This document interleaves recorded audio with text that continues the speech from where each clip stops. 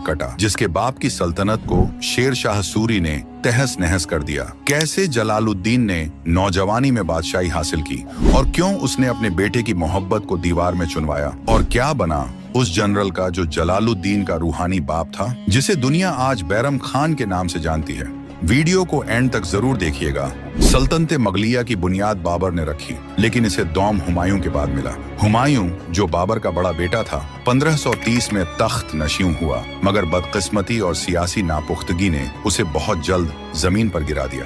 उसका मुकाबला अफगान सरदार शेर शाह सूरी से हुआ, जो एक मामूली मुलाजिम से उठकर ताकतवर हुक्मरान बन चुका था। 1539 में चौसा और फिर 1540 में कन्नौज की जंगों में हुमायूं को जबरदस्त शिकस्त हुई। वो अपने खानदान और करीबी वफादारों के साथ मगरबी हिंदुस्तान, सिंध, बलोचिस्तान और फिर ईरान की तरफ निकल गया। ईरान में सफवी बादशाह तहमास्प अव्वल ने हुमायूं को पनाह दी और लश्कर देकर उसे वापस हिंदुस्तान भेजा। लेकिन इन्हीं सालों में जब हुमायूं बेवतन था, उसकी बीवी हमीदा बानो बेगम सिंध के किले उमरकोट में थी, जहां 15 अक्टूबर 1542 को एक बच्चा पैदा हुआ, जिसका नाम रखा गया जलालुद्दीन मोहम्मद अकबर। अकबर की पैदाइश हुमायूं के जाने के बाद हुई और उसका बचपन भी भागदौड़, काफिलों और बेघरी में गुजरा। हुमायूं जब ईरान से लश्कर लेकर वापस हिंदुस्तान पहुंचा, तो अकबर भी इस सफर का हिस्सा था। 1555 में हुमायूं ने मुगल सल्तनत दोबारा हासिल की, जब शेर शाह सूरी की वफात के बाद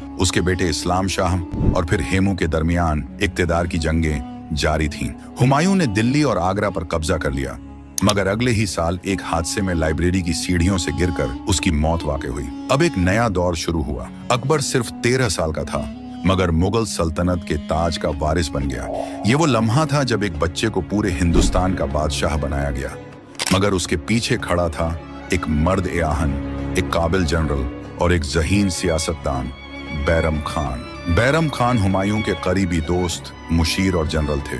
उनका तल्लुक तुर्कमान कबीले से था और वो बाबर के दौर से ही मुगल दरबार से वाबस्ता थे। जब हुमायूं शिकस्त खाकर भागा तो बैरम खान उसके साथ रहा, और जब हुमायूं ईरान से वापस आया तो वही उसकी फौज का सिपहसालार था। हुमायूं की मौत के बाद बैरम खान को खान-ए-खानाओं का लक़्ब दिया गया और अकबर का सरपरस्त मुकर्रर किया गया।